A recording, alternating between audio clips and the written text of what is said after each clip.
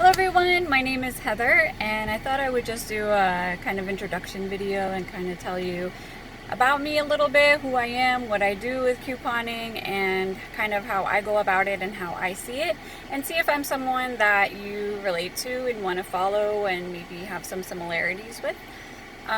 So I am a retail store manager for a department store. I work approximately 45 hours per week. And I also have 3 children, one that's in middle school about to be in high school, one that's in elementary school, and one that is not even in school yet. So my life is pretty busy between working full-time and having 3 children.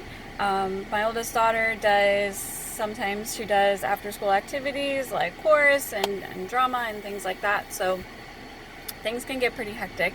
And it does take a lot of planning to be able to get your deals together, get your coupons together, get your hauls and trips planned out, and then actually find the time to go in between working and home life. So for me, when I coupon, I do not coupon to resell. I know a lot of couponers do that. I don't have time for that. I used to be an Etsy seller, and I used to make and sell things online like clothing, and I had a vegan bath and body like soap and body wash and shampoo, conditioner, things like that I used to make and sell online on Etsy. And then I also had a vintage shop where I would go shopping at places like Goodwill and Salvation Army and buy vintage cookware, Pyrex, Corningware, and things like that and sell that online. So I do have a lot of online selling experience. I've been doing it since I was a teenager. And I just don't have the time for it anymore. I don't craft anymore.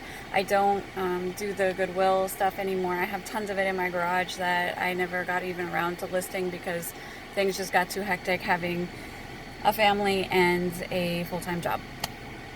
So for me, if my life was different, how it was before where I had extra time, maybe I would coupon to resell. Because there is a lot of good money that can be made from it. I just don't have the time. So if you are someone who plans on doing that, couponing is a good way to make extra money. You may find that a lot of other couponers, the community is kind of split. There's a lot of couponers who say you can do whatever you want with your stockpile. Then there's other ones who get kind of upset when you say that you resell because they want to buy stuff for their family, but then people who resell are buying all of the stuff to resell it to make a profit and their family needs it and blah, blah, blah. Kind of goes back and forth. Everybody has an opinion. So do whatever works for you. I'm not here to judge. I think that there is some good money that could be made in it, and I completely understand why people do it and would do it. And I think that maybe if I did have the time and the energy to, I may do it as well. The place where I live, the community that I live in, does a yearly garage sale. So sometimes I do sell things there that I have in bulk, or things that I bought and tried and don't really like certain shampoos and conditioners or body washes and things like that. I do put them out there on my garage sale, and if they sell, they sell. If they don't, oh well. But those are things that I give away anyway if needed. Like, they're things that I really don't care about, so I'm not really looking to make a profit. So if I do sell them, great. If not, I'm just going to give them away. So think about why you want to coupon. What is your end goal? What is your plan? Everybody starts couponing for a reason, whether you're having financial troubles, whether you want to resell, whether you're trying to stockpile for your family. If you're trying to get prepared for, like here in South Florida, we have hurricane season.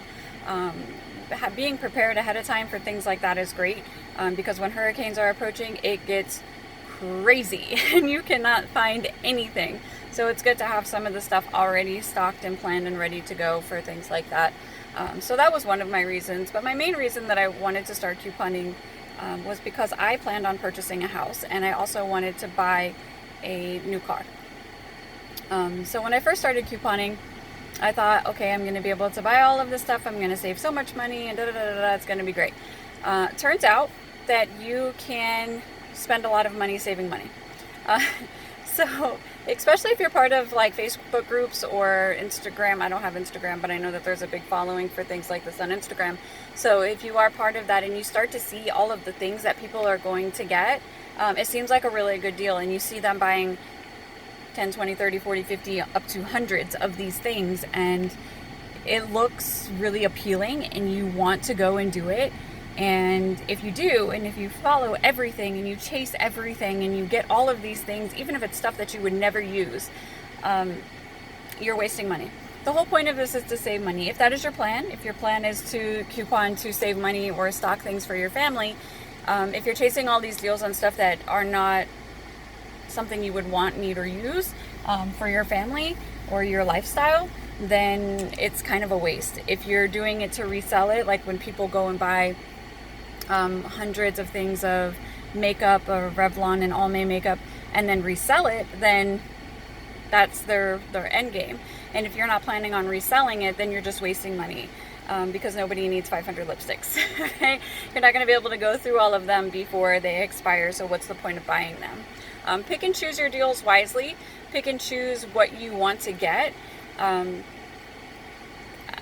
That's where I messed up in the beginning. I just kind of went crazy buying everything that was cheap, and I ended up with a bunch of stuff that took me a really long time to get through, that took up a lot of space in my house, that I wasn't able to get other things that I needed because I didn't have room. And then I wasted a lot of money on something that I thought was going to save me in the long run, but I spent too much on it for it to come around again. So you'll start to see that things have a sales cycle. So for instance, one of the first things that I stocked up on was cereal. And this was before I knew that there was a cycle for coupons, that these sales and coupons and deals come around in kind of a rotation. And I thought, this is the time I need to stock up. It's going to be a long time before this happens again, or it's never going to happen again. And I bought, I want to say it was close to like 80 boxes of cereal. Cereal boxes are big, and if you fill your pantry or your kitchen full of cereal boxes, you're not going to have room to store anything else. And it does really take a long time to go through that much. So for me, I kept thinking, okay, I have 3 kids, they eat a lot of cereal, this isn't going to last me that long, because I always feel like I'm out buying cereal, so if I have this much, it should be fine for the next 6 months. It's been almost a year, and I'm down to like 10 boxes, and I'm to the point where now I can go and stock up again, but I am not going to buy that much at one time again. I know that that deal is going to come up every few weeks or every month. I don't need, cereal comes around like once a week, once every 2 weeks, depending on the brand and your coupon. You don't really need to buy 80 boxes at one time, but that's up to you if that's how you want to go about it. But for me, it made it very difficult for me to put anything else in my kitchen. I didn't want just a pantry full of cereal. I needed to get other things, and I didn't really think it through. My other issue that I still have currently is laundry detergent. I love buying laundry detergent. I don't know what it is about that laundry aisle that I love. It's the smell of it, I guess. I don't know, but I cannot stop myself from buying laundry detergent. And I have probably maybe 100 different types of laundry care items, and I still buy it every single week. So what I've decided to do is to stop buying ones that I know I won't use. I have every kind you can think of. I have All and Purex and Purcell and Arm & Hammer, Tide, Gain, you name it, I got it. And I always seem to use the Tide, so I don't feel like I'm going through it because I'm not using the other brands. I'm only using Tide, and I'm replenishing the Tide as I'm going, right? So every week I buy 1 to 2 to 3 to 4 bottles of Tide, and the other stuff is just sitting there taking up room and wasting space. So those are the ones that I give away to my family and friends when they come over or when they need it. So that's going to be my plan, is to kind of filter out the ones that I'm not using and start buying the one and continue buying the ones that I do use. So as you start couponing more often, you'll start to see that the sales cycles happen frequently. Cereal is something that's always on sale, pasta and pasta sauces. There's normally a coupon for yogurt, although it's not always on sale, the Yoke Play. There are a lot of things that don't come around often. So those are the things that I do try to stock up on, like DiGiorno pizzas, What's some other things? Mott's and Juicy Juice, I stock up on those a lot because, like I said, I have 3 kids, so we go through that a lot. And even if I buy 20, 30 of them, that really doesn't last that long for how much, they drink juice. So things like that I do buy in surplus. And then things that I know that I'm going to use every single day for lunches. Peanut butter, fruit cups, applesauce cups or applesauce pouches, juice boxes and things like that I use every single day for school. I'm definitely going to stock up in a good amount of things for that. So get to know your sale cycles, get to know your coupon cycles, and don't go crazy. Don't go crazy at first. I would say try to limit yourself to at least so I'm a family of 5. So I would say for my family, having a good 20 of something is a good starting point. Stick with about 20. Wait till the next sale cycle comes around, see how many you have left, and then base it off of that. If you feel like the next sale cycle you need to get 40 to keep you consistent throughout however long that sale cycle is, then do that. But don't overload yourself in the beginning because you'll run out of room quickly, you'll spend a lot of money quickly, and if you're wasting money, then you're not saving, right? So the other thing I would say to pay attention to is your stockpile. If you ever watch the show Extreme Couponing, you see these massive stockpiles. And then you see on Facebook groups and on Instagram too that these people have huge stockpiles. They're in their living room, they're in the kitchen, they're in the kids' bedroom, they're in the closets, they're in the garage, they have storage units in their backyard. That's too much for me. Like, I want to be comfortable. I don't need to be excessive, I guess is the word. Like, I want to know that I'm comfortable. I want to know that I'm safe. If I don't have to buy something for a few months, 6 months, I'm good with that. I don't need it to last me 5 years. I just need it to last me, my goal is like 6 months out, maybe a year if I really, really need it. But 6 months is really like my limit, especially when it comes to food items, because I don't feel like they store as long as you would think. Like, I wouldn't think more than a year something would store. But definitely you want to cycle through. So your newest items to the back, your oldest to the front. But there's a lot of things that you could stock up on that's not going to be something that you use that often. So I wouldn't buy a multitude of something that is an if or a maybe. Especially if it's something you don't like. I mean, you can always donate it, which is great, but you're couponing for yourself, right? Unless you are avid and big in donating, then by all means go for it. So think about your space. Do you want your house to look like Extreme Hoarders? Do you want to stockpile toilet paper under your kid's bed and in your bathroom and in your shower? I've seen that on one of the shows. Do you want your living room wall to be covered in laundry detergent? And like, I can't do that. I can't walk into a house that is a supermarket. I want to have the stuff and I want to be able to open a drawer or open a door and see it, but I don't want it to be on my wall. I don't want it to be in my living room. I'm not trying to make a coffee table out of cereal boxes, right?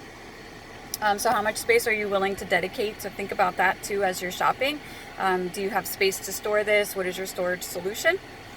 So one thing that I did in my laundry room was put one shelving unit, and it's one of those plastic like push together ones from Walmart. And on that, I mean, I'm not planning on keeping it there for very long. It was just like a quick fix for me. But that has like the kids' little tiny water bottles, and then I have my Swiffer stuff, and then my like Febreze and Airwick and like all of my scent stuff on there. And then I'm trying to think what else is on that shelving unit. I think that's about it. And then in one wall I have 2 rows of shelves that are above my head, so they're up far away, and that holds all of my laundry detergent and all of my fabric softeners, dryer sheets, and everything like that. And then I have one that goes across my washer and dryer, and that has bleach and more laundry detergent. And then I have 2 rows of shelves on the other side, and that is for toilet paper, paper towels, and Kleenex. All of my cleaning supplies for the bathrooms are in my downstairs guest bathroom under the sink. I keep all of my toilet bowl cleaner and all of my hand soaps in there. And then all of my kitchen cleaning supplies, my Lysol wipes, my Fabuloso, Mr. Clean, Lysol, Clorox wipes, anything like that, and dish soap is in underneath my sink. I figure if that is full, that's plenty to last me. As I start to use it, I'll buy more to replenish. All of my food is in my pantry. My kitchen does have a shelving unit that is built in. And it's one of the reasons why I decided to buy this house, because it did have this extra storage in the kitchen. And it does have, 9 drawers in it. So 6 of the drawers I use for snacks, lunch things, and drinks. So one has 12 packs and water, one has applesauce, one has fruit cups, juice boxes, and then the other section on the other side is for my kitchen appliances. So I have my crock pot in there and some other like rice cookers and stuff like that. So that's my kitchen, and then all my other food is in my pantry. My cereal is in the cabinet above the refrigerator, so the kids can't get to it because they will open up every box and just throw it all over the place. And then in my bathroom, I do not have a closet, so I bought one of those snap together pole and plastic storage cubes, and then they have the collapsible fabric boxes that you stick in. So I bought that, and it's a six cube. So I have 1 cube with toothpaste and toothbrushes, 1 with razors and shaving cream, 2 with shampoo and conditioner, 1 with body wash, and then 1 with random cleaning things. I have bar soap, I have face wipes, and the Johnson & Johnson baby wipes, and things like that, just like random little things. That's my storage, and then anything else goes under the sink in the cabinet. And then in the kids' bathroom, they don't have a closet either, so I bought one of those over the toilet racks that has I think it has 3 shelves, and I think you're supposed to put towels on it. But I put little baskets on it, and one has shampoo, one has their body wash, one has their toothbrushes and toothpaste and all of that. So everything is organized, everything is neat and put away. It's not visible. If I want to look at it and bask in my stockpile glory, I open my laundry room and I can see my shelves. I open my drawers and I can see everything that I have, and it's nice and neat and it's sealed away. If you were to walk into my house, you would never know that I am a hoarder, a stockpile hoarder, or an extreme couponer. Anytime that you have an abundance of something, they're going to automatically call you a hoarder. They're going to automatically call you extreme. I think of it as being prepared, because if it's hurricane season, if it's coronavirus, if it's, the flu, if it's anything really, you're prepared, you have it. I'm not worried about these stores being out of toilet paper because I have it. I'm not worried about being out of hand soap because I have plenty. I have wet wipes and Clorox wipes and Lysol wipes and whatever. I don't need to worry about all of that because I already have it. And hurricane season is big here for things like that. So I'm already prepared. So people can call you crazy all they want, but I got toilet paper. And then let's see, what else did we talk about? Budgeting. I think budgeting is very important. Make sure that when you first start out using couponing, or when you first start out couponing, try to use cash, because if you use your debit card, you're not going to be able to keep track of how much money you're really spending, and the whole point is to save money. And if you are just buying whatever and chasing all of these deals, you're not going to be able to save whatever you wanted to save. So I recommend using cash so you really see how much you're spending. Putting in your debit card all the time, you're not going to mentally calculate how much you're spending. You're just thinking, oh, $2, oh, $2, oh, $2, and it doesn't seem like that much. But at the end of the month, when you look at it or your bank statement comes, you're going to be like, holy crap, how did I spend $200? Because it happens. A lot of times for me, when I first started out and buying laundry soap, a lot of the laundry soap coupons are only 1 per household per day or whatever. So you can only go into the store and use one. So I would hit multiple stores, spend $2, $2, $2, $2. And then by the end of the week, once you see how many times you did that in a day, after day, after day, after day, chasing all these little deals, and then you see how much you actually spend, it's like, holy crap. So now that I'm pretty much stocked on everything, I just try to, right now I'm focusing more on food because I'm good on everything else. I have laundry soap, I have shampoo, conditioner, body wash, and all of that. So now I'm focusing more on food and start using some of the stuff that I've stocked for the cleaning supplies and like personal care items. So I'm focusing more towards the food. And then once my food gets stocked up, then I'll start focusing more on the other.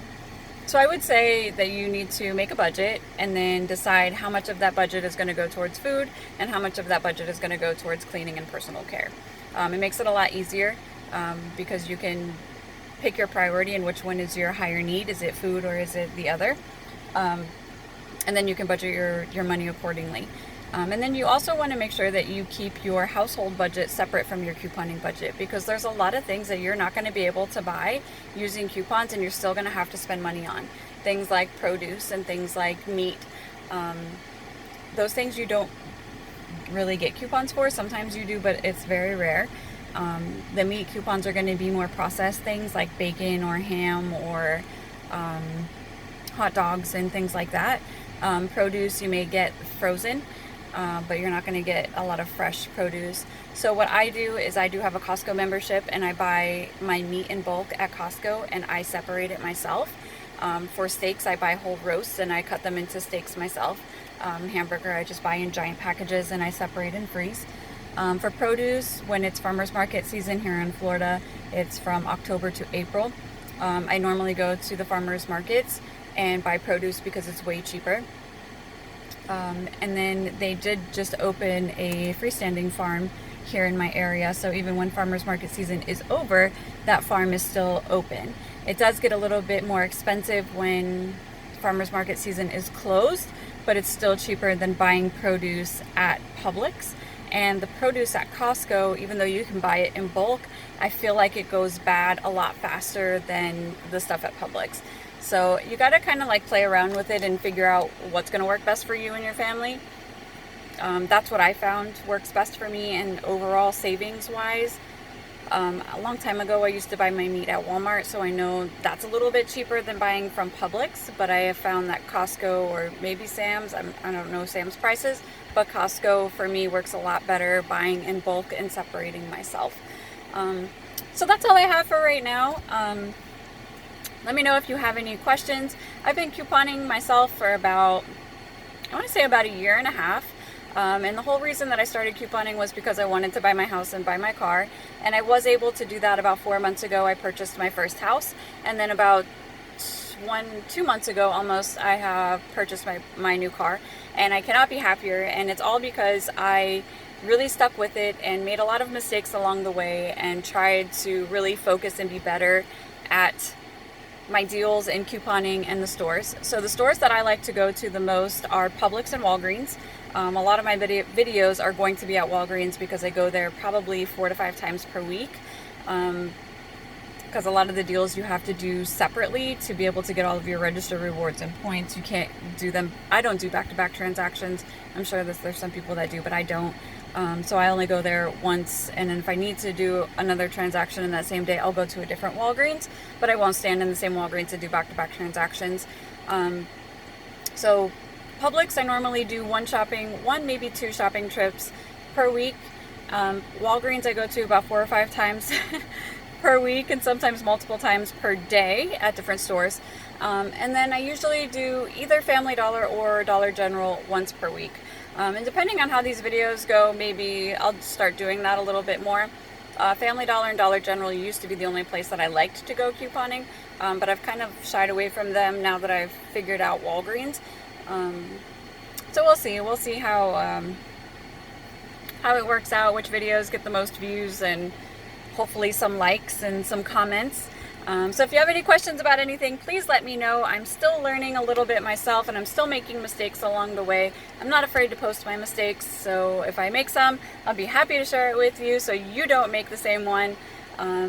Usually mistakes happen with using digitals and paper coupons together, or digital coupons not coming off your transaction like you hoped that they would, and that happens very often. So please let me know if you have any questions. If you like my videos, please like them, and you can subscribe to me so you can see all of my new videos coming up. If you have something specific you would like to see me coupon for, please let me know, and I hope you have a fantastic day and happy shopping.